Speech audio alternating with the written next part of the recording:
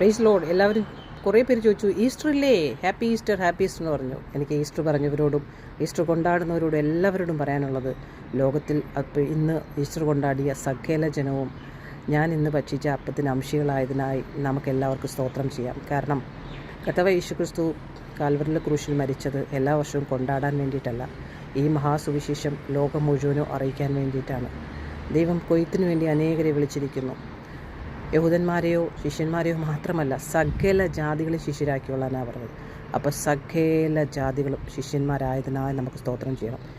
ഈ ഈസ്റ്റർ കൊണ്ടാടി എല്ലാവരോടും പറയാണ്, കർത്താവായ യേശുവിനെ രക്ഷകനായി നിങ്ങൾ സ്വീകരിക്കാൻ വേണ്ടി അവൻ്റെ ഹൃദയത്തിലേക്ക് അവൻ കയറി വന്ന് അവൻ്റെ രക്ഷകനായി നിങ്ങൾ സ്വീകരിച്ചിട്ട് നിങ്ങളുടെ വായ കൊണ്ട് ഏറ്റുപറയണം.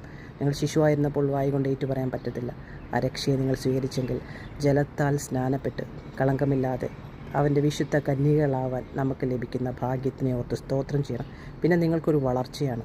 അതാണ് മത്തായി സുവിശേഷം 28-ാം അധ്യായത്തിൽ പറഞ്ഞത്, ശിഷ്യന്മാരെ ആക്കുവിൻ.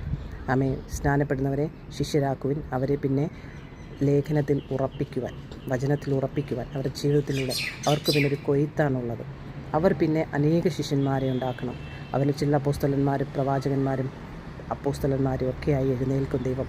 അതത് സമയത്ത് ഓരോന്നിനെയും അതിൻ്റെ വളർച്ചയ്ക്കനുസരിച്ച് ദൈവം പുറത്തു കൊണ്ടുവരും. നമ്മുടെ കുടുംബത്തിലുള്ളതെല്ലാം വരും. ധൈര്യമായിട്ടിരിക്കുക. ഇന്ന് പുതിയൊരു പാവയ്ക്ക വന്നതുപോലെ നമ്മൾ കൊയ്തുവെങ്കിൽ, വിതച്ചുവെങ്കിൽ, നനച്ചുവെങ്കിൽ അത് കൊയ്യുന്ന സമയമാണ്. അപ്പോൾ ഈസ്റ്റർ എന്ന് പറയുന്നത് ഈ മഹാസുവിശേഷം എല്ലാവരെയും അറിയിക്കാനുള്ളതാണ്, ഒരു ദിവസം കൊണ്ടാടാനല്ല. എന്നും ഒരു പൈതലിൻ്റെ ജ്യോതി ഈസ്റ്റർ ആയിരിക്കണം. ക്രിസ്തു നമ്മളിൽ ആത്മാവിനാൽ നമ്മുടെ ഉള്ളത്തിൽ വസിക്കുന്നു.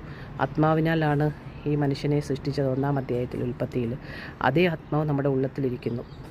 ഇന്ന് ദൈവത്തെ ആത്മാവിലും സത്യത്തിലും ആരാധിക്കുന്ന ജനം എഴുന്നേൽക്കട്ടെ. അവർ പുതുഭാഷകളിൽ സംസാരിക്കുമെന്നാണ്. അവർ പുതുഭാഷകളിൽ സംസാരിക്കട്ടെ. Never give up. ഈ സുവിശേഷം 5 വൻകരകളിലും എത്താൻ വേണ്ടി ദൈവം കാത്തിരിക്കുന്നു. നമ്മുടെ മക്കളൊക്കെയും ടാബിലും മീഡിയയിലും അഡിക്ഷനിലും ഒക്കെ ആയപ്പോൾ ദൈവം എല്ലാത്തിനെയും ഈ സെൽഫിഷ് ലോകത്തിൽ നിന്നും പുറത്തു കൊണ്ടുവരാൻ ആഗ്രഹിക്കുന്നു. നിത്യജീവിതത്തിലേക്ക് ദൈവം നമ്മളെ വിളിച്ചിരിക്കുന്നു. ആ വിളിച്ച വിളിക്ക് യോഗ്യമാവണം. നമ്മളെല്ലാവരോടും സുവിശേഷം അറിയിക്കുക. രക്ഷയിലേക്ക് എല്ലാവരും കടന്നു വരട്ടെ. ഈ രക്ഷ ഫ്രീ ആണ്. പക്ഷേ പിന്നീടുള്ള ജീവിതത്തിൽ നമ്മൾ കർത്താവിന് വില കൊടുക്കണം. അപ്പോൾ നമ്മുടെ ജീവിതത്തിൽ പഴയ ജീവിതം, പുതിയ ജീവിതം, ആ പഴയ ജീവിതം മരിച്ച ജീവിതത്തെ കഴുകാനാണ് നമ്മൾ, പിന്നെ കഴിക്കത്തില്ല. പക്ഷേ ചത്ത ജീവികൾ അത് പറക്കിയെടുക്കാൻ നോക്കും. നിങ്ങൾ പറന്നു പോവുക. നമ്മൾ ഇന്നലെ ബൈബിൾ ക്ലാസ്സിൽ പഠിച്ചതുപോലെ മലങ്കാക്കി ആദ്യം വിട്ടു നോഹ, പിന്നെ പ്രാവിനെ വിട്ടത്. നിഷ്കളങ്കമായ പ്രാവിനെ പോലെ നമ്മൾ ഓരോരുത്തരും ആയിത്തീരുക. Never give up. God has a great plan about you. Jesus loves you. നിങ്ങളും പറന്നുയരുക.